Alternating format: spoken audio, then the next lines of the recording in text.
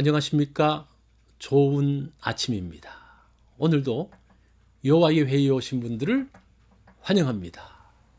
오늘 주신 말씀은 욥기 37장 5절입니다. 이 말씀 제가 받들어 읽습니다.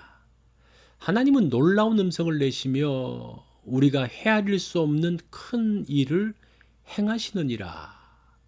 오늘 말씀의 제목은 자연 앞에서입니다. 자연에서 위대한 일들이 일어나고 있습니다. 하나님께서 자연을 통해 역사하시니 위대한 일들이 그 속에서 일어나고 있습니다. 5절 말씀을 볼까요? 하나님은 놀라운 음성을 내시며 우리가 헤아릴 수 없는 큰 일을 행하시느니라. 자연에서 일어난 일들은 우리의 상상을 초월합니다. 하나님은 자연의 법칙을 통해서 이 땅을 지키십니다.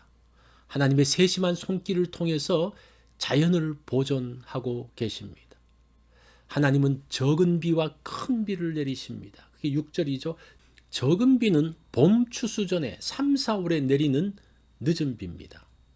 큰 비는 파종 직후, 그러니까 10월에서 11월에 내리는 이른 비입니다. 늦은 비와 이른 비로 땅을 풍요롭게 만드십니다. 비를 내리는 주체는 농사와 풍요의 신이 아닙니다. 하나님께서 비를 내리시어 영양분을 공급하십니다. 뜨거운 태양을 보내시어 열매를 연글게 하십니다. 17절 말씀을 볼까요?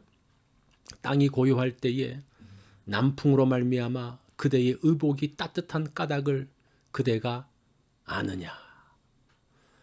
바람이 어느 곳에서 부느냐에 따라서 일기가 달라지죠. 이 캘리포니아는 바다에서 서풍이 불어오면 시원합니다.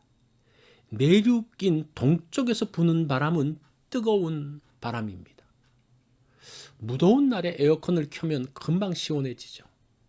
하나님은 에어컨의 도움 없이 바람의 방향을 바꾸어 대지를 시원하게 하십니다. 추운 날 히터를 켜면 금방 따뜻해집니다. 하나님은 추운 날 히터의 도움이 없이 남쪽에서 부는 바람을 보내시어 따뜻하게 만드십니다. 하나님은 이 땅의 온도를 자유자재로 바꾸십니다. 8절을 볼까요? 그러나 짐승들은 땅 속에 들어가 그 처소에 머무느니라. 하나님은 자연뿐 아니라 자연에 사는 짐승들도 보호하십니다.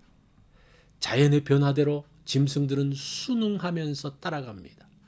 겨울이 오면 짐승들은 활동을 멈춥니다. 땅속으로 들어가서 동면하며 겨울을 납니다. 날이 따뜻해지면 다시 밖으로 나옵니다. 하나님의 자연 섭리는 정확하게 움직이고 있습니다. 창조의 질서가 이 땅과 짐승들을 지켜줍니다. 누구도 가르치지 않았지만 자연의 법칙을 따라서 살고 있습니다. 14절 말씀을 봅니다. 욥이여 이것을 듣고 가만히 서서 하나님의 오묘한 일을 깨달으라. 자연을 보면 하나님의 손길을 알 수 있습니다. 욥을 향한 하나님의 손길도 멈추지 않음을 알 수 있습니다. 하나님이 함께 하신다면 욥은 다시 일어날 것입니다. 자연의 모습에서 하나님의 흔적을 찾기 원합니다. 하나님께서 하시는 위대한 일을 보기를 원합니다. 하나님을 경외함으로 그 일에 참여하기를 원합니다. 자연은 하나님을 알 수 있는 거대한 교실입니다. 자연 속에서 하나님의 손길을 느끼기 원합니다. 하나님을 경외함으로 찬양하기 원합니다. 오늘 자연을 보며 그곳에서 하나님의 모습을 발견하는 그러한 날이 되면 좋겠습니다. 이것이 오늘 여호와의 회의에서 주신 말씀입니다. 오늘 하루는 한번 자연을 보면서 하나님의 손길을 보는, 그것을 느끼는 그러한 날이 되기를 바랍니다.